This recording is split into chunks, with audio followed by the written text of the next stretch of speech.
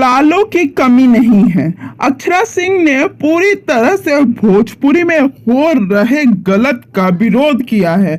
जी हाँ, अक्षरा सिंह जी का ये विरोध कहाँ तक सही है और किसके पक्ष में किया है वो भी मैं आपको आगे बताने वाली हूँ। उससे पहले यही कहूंगी कि प्लीज मेरे चैनल को सब्सक्राइब कर दे जिससे आपका और हमारा साथ बना रहे। जी हाँ, आपको बता दूं कि काजल राघवानी और पवन सिंह की फिल्म धर्मा आ रही है जिसकी फुल पब्लिसिटी हो रही है। सब कोई फिल्म को प्रमोट कर रहा है।